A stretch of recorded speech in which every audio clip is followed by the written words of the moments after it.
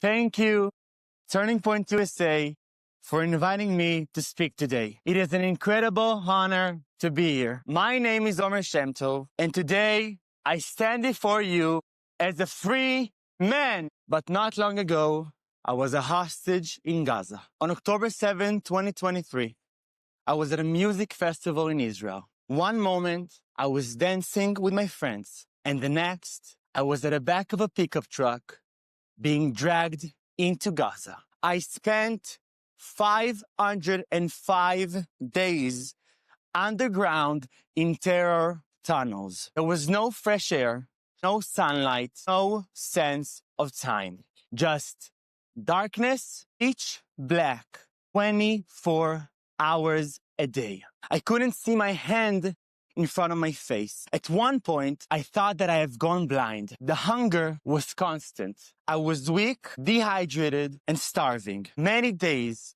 all I had was a single cracker and few drops of salty water. But the hardest part was the loneliness. Some hostages were held together. I wasn't. For more than a year, I did not see another hostage. No voices, no faces, no human connection. Just silence, darkness, and fear.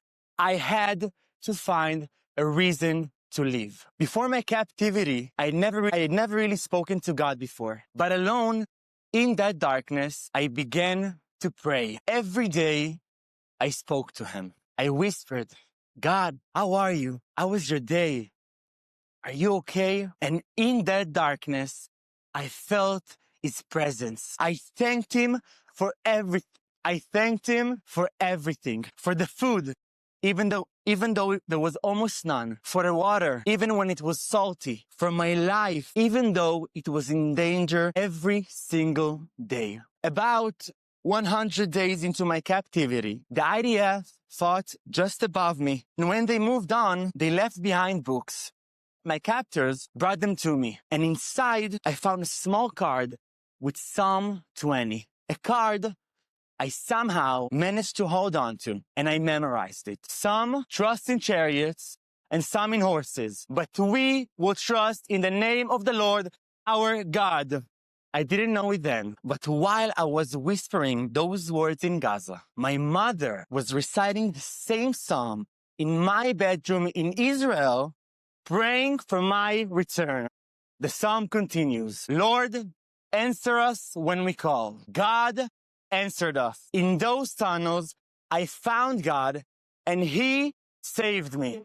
What I experienced is not just my story. It is a part of a much larger fight. We have seen these same radical terrorists commit violence in Israel, in Europe, not long ago, just last week in Australia, and even here at the United States, including the attack in Washington, D.C., where 2 National Guardsmen were shot. This is the evil we're fighting. This is not a distant conflict.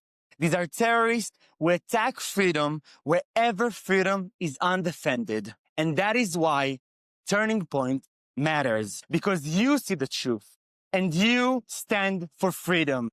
Charlie Kirk, of blessed memory, once said, Israel is a civilized country. Hamas are savage animals. Take it from someone who spent 505 days as their hostage. He was right. They are savage animals. I can tell you something else about the terrorists who held me captive. There was one man they feared the most. President Donald Trump. When he was elected, the way they treated me changed completely.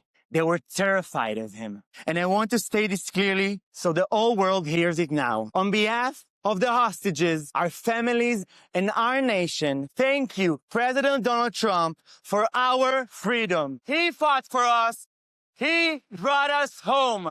When he met us at the White House, he promised to bring home the remaining hostages, living and dead, in one deal.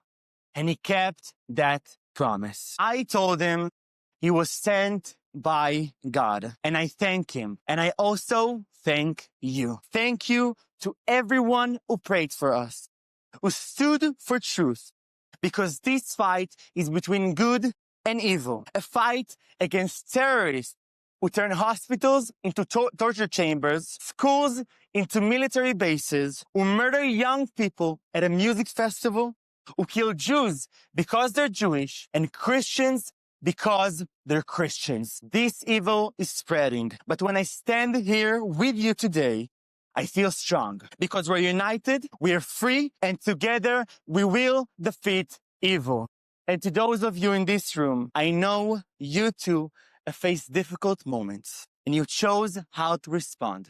You chose action over apathy, faith over fear, strength over surrender. That is the story of Charlie. That is the story of Turning Point, and it is my story too. So I stand here not as a victim, but as a witness to what faith can build, to what resilience can sustain, to what happens when a person and a nation refuses to surrender. Thank you, Turning Point USA, for standing with me. Thank you for standing with freedom. And you should know this: Israel will always stand with you. Thank you.